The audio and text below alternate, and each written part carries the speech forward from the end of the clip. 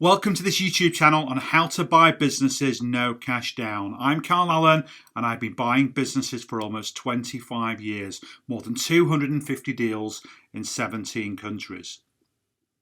This playlist is all about how to be a business trader. So buying a business no cash down, growing it quickly, then selling it on to the highest bidder. It's called business trading or business flipping. Here's the next video in the sequence. There are 5 in total. Hey, it's Carl Allen again. This is part 2 of my 5-part video series on how to crush it as a business trader. Let's get right into it. So in part 1, I gave you a quick overview of the 5-part video series and what's coming up. If you haven't watched part 1 yet, go check it out before you watch part 2. We're now at part 2, and today's all about identifying your perfect business to acquire and what it needs to look like. And there are 10 things that I look for in every business that I buy cash free. Here they are in no particular order.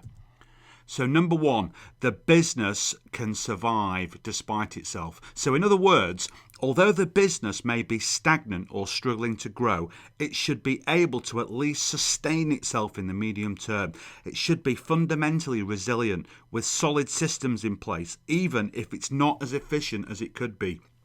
Because having the confidence in the foundations of the business will give you the freedom to make efficiency gains, improve systems and structure within the company, and get it on a pathway to growth. Number 2, it's a cash flow business. You don't want to risk taking over a business that relies on a few big clients with a few big orders. You also don't want to be stuck with a lot of fixed assets lying idle. Often, with a change of ownership, clients will start to think about using other suppliers. Since their relationship with the previous owner has ended, they may see this time as an opportunity to look at their options, and so they may cancel some of their orders, leaving you desperately trying to find another massive client instead of focusing on improving the business infrastructure. A steady cash flow ensures stability and allows you to concentrate on the important stuff.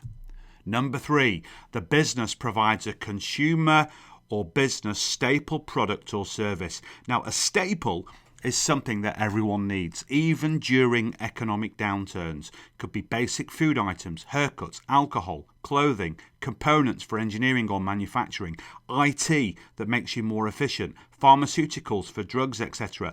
Now, a business dealing with staples lowers your risk while still giving you plenty of room for growth. And you also want a business that employs workers with a fairly low skill base, so you're never struggling to find the right people. You want a business with limited service or sales interaction, where customers just interact with the business simply on a regular basis. The simpler, the better. Number 4, the business has terrible or no sales and marketing expertise. That's a little bit strange, I grant you, but let me explain. Often, an owner-manager will be stuck in their ways, having perhaps started the business from scratch and run it for many years. They may think they know how best to run their own business, and they don't need to worry about new, fancy marketing concepts that are taking over the world.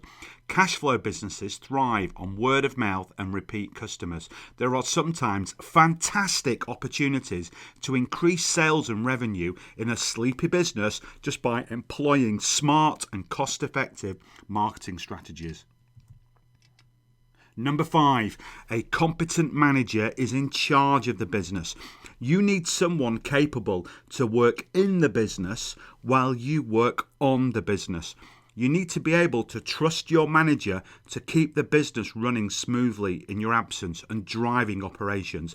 If the business does not already have a good manager in place, make sure you find one to do the job, even if this means you giving up some of the equity.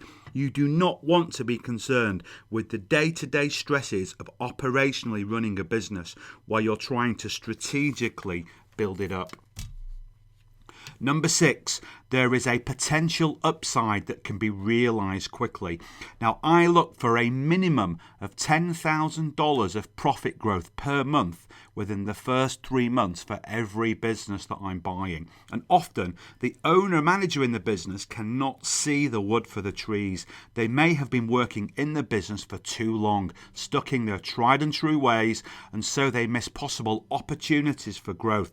And sometimes it takes someone from the outside to see new possibilities, and you need to be able to identify areas within the business where fast and smart changes can be made that drive profits.